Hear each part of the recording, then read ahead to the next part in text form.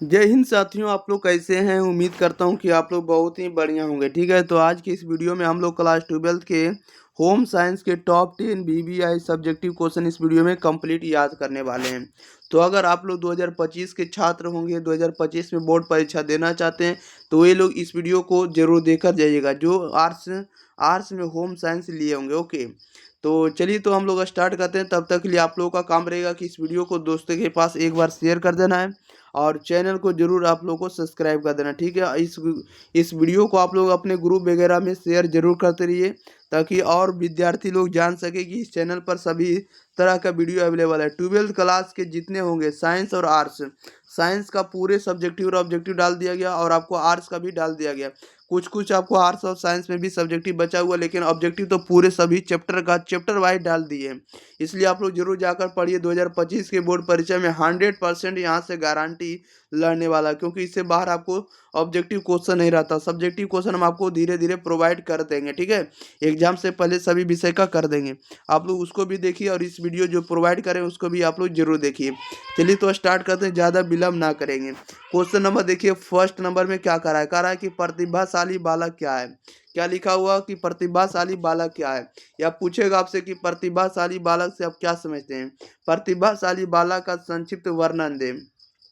तो प्रतिभाशाली बालक जो होता है, जिन बालकों की बौद्धिक क्षमताएं सर्वोत्तम होती है, जिन बालकों की बौद्धिक क्षमताएं जो होती है सर्वोत्तम होती है, उन्हें प्रतिभाशाली बालक कहा जाता है। ऐसे बालक देश तथा समाज के हर क्षेत्र में पाए जाते हैं। ये विशिष्ट बालक होते हैं और सामान्य बालकों से पृथक आवश्यकताएं रखते हैं।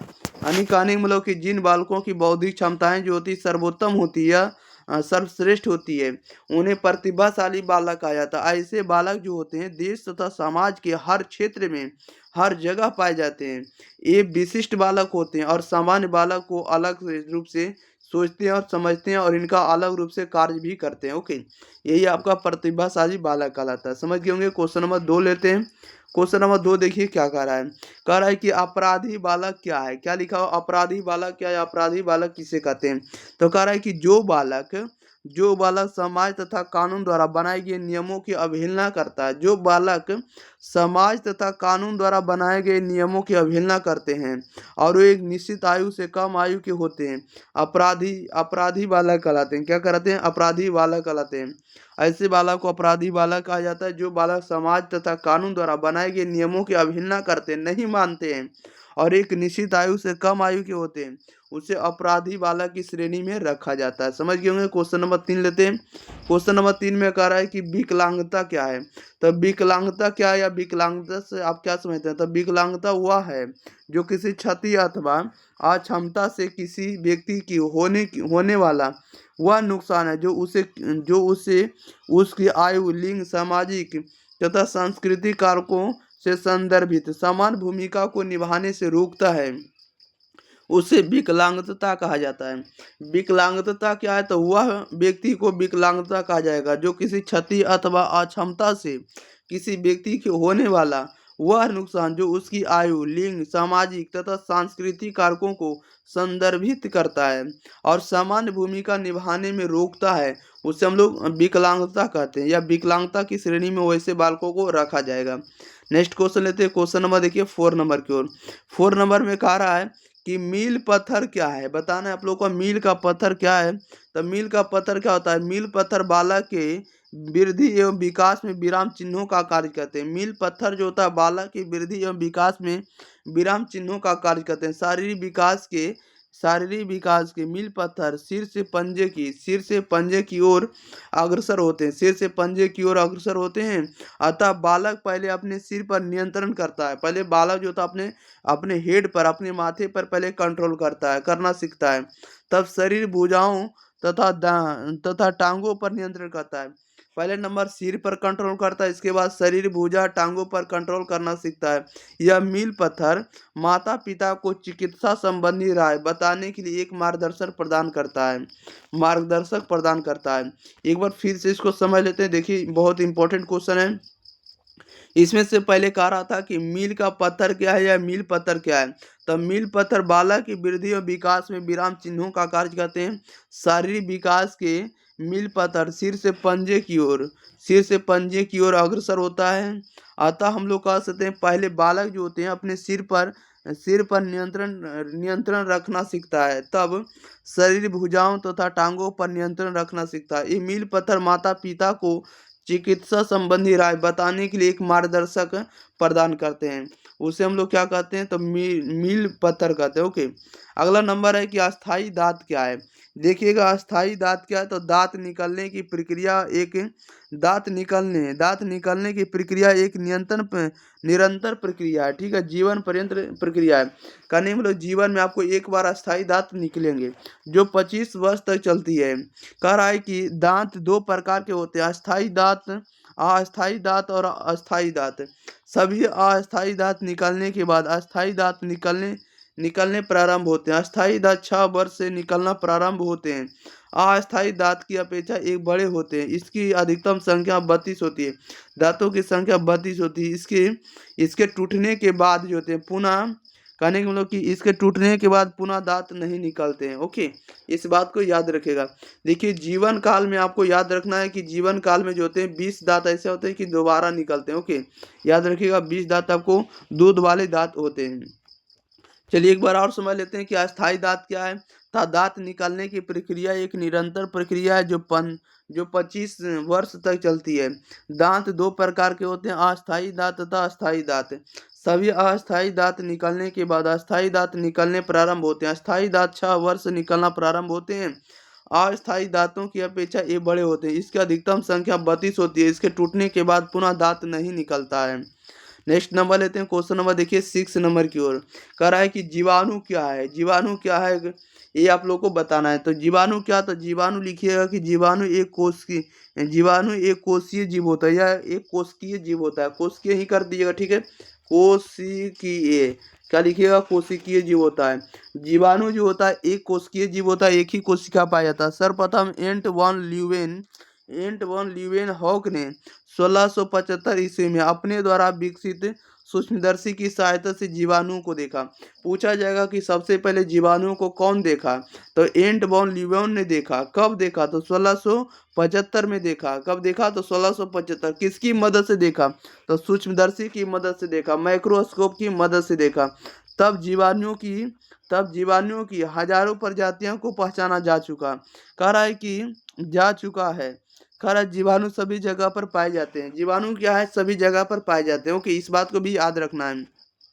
एक बार और इसको समझते हैं। कह रहा है कि जीवाणु क्या, या जीवाणु से आप क्या जानते हैं, तो जीवाणु एक कोशिकीय जीव है। सर्वप्रथम एंट वॉन ल्यूवेनहॉक ने 1675 में अपने द्वारा विकसित सूक्ष्मदर्शी की सहायता से जीवाणुओं को देखा। तब से जीवाणुओं की हजारों प्रजातियों को पहचाना जा चुका है। जीवाणु सभी जगह पाए जाते हैं। अगला नंबर है विषाणु क्या है, वायरस क्या है। तो विषाणु क्या है, तो विषाणु जो होता है आपको समझना है कि विषाणु क्या है, विषाणु से आप क्या समझते हैं। तब विषाणु जीवाणु से भी सूक्ष्म होते हैं। विषाणु जो होते हैं जीवाणु से भी सूक्ष्म होते हैं, यानी छोटे होते हैं। इनकी उपस्थिति का पता या तो उनके परपोषी पर हो रहे प्रभाव के कारण लगाया जा सकता है, या यह उन्हें इलेक्ट्रॉन सूक्ष्मदर्शी में देखकर वे केवल जीवित कोशिकाओं के अंदर गुणन करते हैं। किसी विशिष्ट परपोषी कोशिका के अलावा विषाणु का संवर्धन करना असंभव है। यानी हम कह सकते हैं कि जीवाणु से भी छोटा होता है विषाणु होता है। और इसको जब भी देखेंगे तो इनकी उपस्थिति में हम लोग तभी देखेंगे जब किसी पर परपोषी कर रहे हैं या परपोषी का प्रभाव लग रहा है, तभी हम लोग वायरस को देख सकते हैं। वे जब भी देख पाएंगे तो आप लोग जीवित कोशिकाओं के अंदर ही हम लोग देख सकते हैं। ठीक है, और इन्हें हम लोग किसी भी कोशिका के अलावा हम लोग संवर्धन नहीं कर सकते हैं। उसे वायरस कहते हैं, विषाणु कहते हैं। ओके, जैसे आप लोग समझिएगा, जैसे हवा हो गया, जल हो गया, मृदा, यहाँ तक कि जीवित शरीर में भी पाए जाते हैं। विषाणु को क्रिस्टलित किया जा सकता है तथा अनेक वर्षों तक सुरक्षित रखा जा सकता है। ओके, समझ लीजिएगा। क्वेश्चन नंबर देखिएगा 8 नंबर में कह रहा है कि संप्राप्ति या उद्भवन काल से आप क्या समझते हैं। संप्राप्ति या उद्भवन काल से आप क्या समझते हैं। तो या तो इसको कहिएगा कि संक्रामक रोगाणु के व्यक्ति के शरीर में प्रवेश से लेकर रोग के लक्षणों के प्रकट होने की अवधि को संप्राप्ति काल कहा जाता है अथवा उद्भवन काल कहा जाता है। प्रत्येक रोग का संप्राप्ति काल पृथक होता है। यह संक्रामक रोग की प्रथम अवस्था है। इस अवस्था में रोगाणु शरीर में प्रवेश करता है और शीघ्रता में वृद्धि करता है। श्रम करेंगे लोग कि संप्राप्ति या उद्भवन काल से आप क्या समझते हैं? तो संक्रामक रोगाणुओं के व्यक्ति के शरीर में प्रवेश से लेकर रोग के लक्षणों के प्रकट होने तक की अवधि को संप्राप्ति काल या उद्भवन काल कहा जाता है। प्रत्येक रोग का संप्राप्ति काल पृथक होता है। यह संक्रामक रोग की प्रथम अवस्था को माना जाता है, यह कहा जाता है। यह अवस्था में रोगाणु जो होता है शरीर में प्रवेश करता है और शीघ्रता से वृद्धि करता है, इंक्रीज करता है। अगर कहीं भी बाय मिस्टेक अगर बोलने में मिस्टेक हो जाता है तो उसके लिए हम आपसे माफी चाहते हैं। ओके, चलिए नेक्स्ट क्वेश्चन लेते हैं। क्वेश्चन नंबर देखिएगा 9 नंबर की ओर। अगर आपकी तरफ से कोई भी सुझाव हो, सलाह हो तो आप लोग जरूर कमेंट बॉक्स में लिखकर बता सकते हैं ताकि हम सुधार कर सकें। क्वेश्चन नंबर 9 में कह रहा है कि संक्रामक रोग क्या है? तो संक्रामक रोग शरीर में जीवाणु तथा विषाणु के रूप में प्रवेश करता है तथा उपयुक्त तापमान तथा वातावरण प्राप्त करके तीव्र गति से वृद्धि करते हैं। यह रोग एक व्यक्ति से दूसरे व्यक्ति तक फैलता है। संक्रामक रोग प्रतिनिधियों के द्वारा होता है। जीवाणु विषाणु और कृमि सूक्ष्म कीटाणु होते हैं, ये जिनसे संक्रामक रोग फैलते हैं, जैसे वायु, जल, भोजन, कीड़ों से काटना संक्रामक रोग के माध्यम से होते हैं। ओके, संक्रामक रोग क्या? तो संक्रामक रोग जो होते हैं शरीर में जीवाणु तथा विषाणु के रूप में प्रवेश करते हैं तथा उपयुक्त तापमान तथा वातावरण प्राप्त करके तीव्र गति से वृद्धि करते हैं। यह रोग जो होता है एक व्यक्ति से दूसरे व्यक्ति तक फैलता है। संक्रामक रोग प्रतिनिधियों के द्वारा होता है। जीवाणु, विषाणु तथा कृमि सूक्ष्म कीटाणु के होते हैं, जिनसे संक्रामक रोग फैलते हैं। कह रहा है कि वायु, जल, भोजन तथा कीड़ों को काटना संक्रामक रोग के माध्यम से होते हैं। ठीक है, याद रखिएगा। क्वेश्चन नंबर 10 नंबर में कह रहा है कि रोध क्षमता क्या है? तो रोध क्षमता क्या था? प्रकृति ने मनुष्यों को रोगों से लड़ने की स्वाभाविक क्षमता प्रदान की है। इस क्षमता को रोग प्रतिरोधक क्षमता कहते हैं। रोग प्रतिरोधक क्षमता दो प्रकार की होती है, प्राकृतिक प्रतिरक्षण क्षमता और दूसरा होता है आपको कृत्रिम प्रतिरक्षण क्षमता। यानी रोध क्षमता समझ के, तो प्रकृति ने मनुष्यों को रोगों से लड़ने की स्वाभाविक क्षमता प्रदान की है। इस क्षमता को रोग प्रतिरोधक क्षमता कहा जाता है। रोग प्रतिरोधक क्षमता को दो प्रकार से स्पष्ट किया जा सकता है। कितने प्रकार से कर सकते हैं स्पष्ट?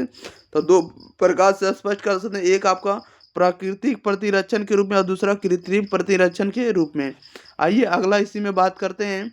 कह रहा है कि प्राकृतिक प्रतिरक्षण के अंतर्गत श्वेत रक्ताणु यानी WBC द्वारा एंटीटॉक्सिन का निर्माण होता है, जो संक्रामक से बचाता है। बच्चों में कह रहा है कि बच्चों में माता के दूध से त्वचा, नाक के बाल तथा अंगों के श्लेष्मा से प्रतिरक्षण होता है, जबकि कृत्रिम प्रतिरक्षण टीके द्वारा किया जाता है। किससे किया जाता है? तो टीके द्वारा किया जाता है। अगला नंबर 11 है, एक क्वेश्चन और यही लास्ट है। ठीक है, प्राकृतिक या जन्मजात रोध क्षमता क्या है? प्राकृतिक या जन्मजात रोध क्षमता क्या है? तो वह रोध क्षमता जो प्रकृति द्वारा जन्मजात पाई जाती है, वह रोध क्षमता जो प्रकृति द्वारा जन्मजात पाई जाती है उसे प्राकृतिक जन्मजात रोध क्षमता कहा जाता है। इस क्षमता को प्राकृतिक रोग प्रतिरोध क्षमता भी कहते हैं। यह क्षमता शरीर में प्राकृतिक रूप में पाए जाने वाले रोग विरोधी तत्वों के कारण होती है। यह क्षमता जो होती है शरीर में तभी बनी रहती है जब शरीर में उपस्थित श्वेत रक्त कण यानी WBC शक्तिशाली हो। ऐसा संभव है जब इसमें से हम लोग कह सकते हैं कि व्यक्ति का आहार कैसा हो? संतुलित हो तथा पौष्टिक हो और उनसे जन्म के तत्काल बाद कोलेस्ट्रॉल तथा माता का दूध पिया हो। ओके, इस बात को याद रखना है। कह रहा है कि प्रकृति या जन्मजात रोध क्षमता क्या है? तो इस बात को याद रखिएगा कि वह रोध क्षमता जो प्रकृति द्वारा जन्मजात पाई जाती है उसे प्राकृतिक जन्मजात रोध क्षमता कहा जाता है। इस क्षमता को प्राकृतिक रोग प्रतिरोध क्षमता भी कहते हैं। यह क्षमता शरीर में प्राकृतिक रूप से पाए जाने वाले रोग विरोधी तत्वों के कारण होती है। यह क्षमता जो होता है शरीर में तभी बनी रह सकती है जब शरीर में उपस्थित श्वेत रक्त कण शक्तिशाली हो। ऐसा तभी संभव है। ऐसा कैसा संभव है? तभी संभव है जब व्यक्ति का आहार संतुलित हो, पौष्टिक हो, या तो कह सकते हैं और उसने जन्म के तत्काल बाद कोलेस्ट्रॉल अर्थात हम लोग कह सकते हैं माता का दूध पिया हो, तभी हम लोग कह सकते हैं कि प्राकृतिक जन्मजात रोध क्षमता विकसित हो पाएगा। चलिए, तो इस वीडियो में जितना आपको सब्जेक्टिव क्वेश्चन बताएं आज भी हो गया होगा, तो आप लोग इस वीडियो को अपने भाई बहन के पास शेयर करिए। अगर आप लोग चैनल को सब्सक्राइब नहीं किए तो चैनल को भी जरूर आप लोग सब्सक्राइब कर लीजिएगा। और टेलीग्राम चैनल आप लोग एग्जाम फ्री के साथ आप लोग जरूर जुड़ जाइएगा, ठीक है। व्हाट्सएप ग्रुप का आपको बता दी ये नंबर को नोट कर लीजिएगा। व्हाट्सएप ग्रुप का नंबर है 9065719439। इस नंबर के साथ आप लोगों को व्हाट्सएप के साथ आपको जुड़ जाना, टेलीग्राम के साथ जुड़ जाना, ताकि इसका PDF आपको फ्री में मिलते रहे, ओके। और बताइएगा अगर आप लोगों के तरफ से कोई भी अगर कमेंट रहता है, कोई भी मत रहता है, तो आप लोग जरूर बता सकते हैं, ओके। कोई भी अगर आपको समस्या होता है तो आप लोग कमेंट बॉक्स में लिख कर बता सकते हैं, ताकि अगले वीडियो में उसका समाधान किया जा सके। Thank you for watching this video. धन्यवाद।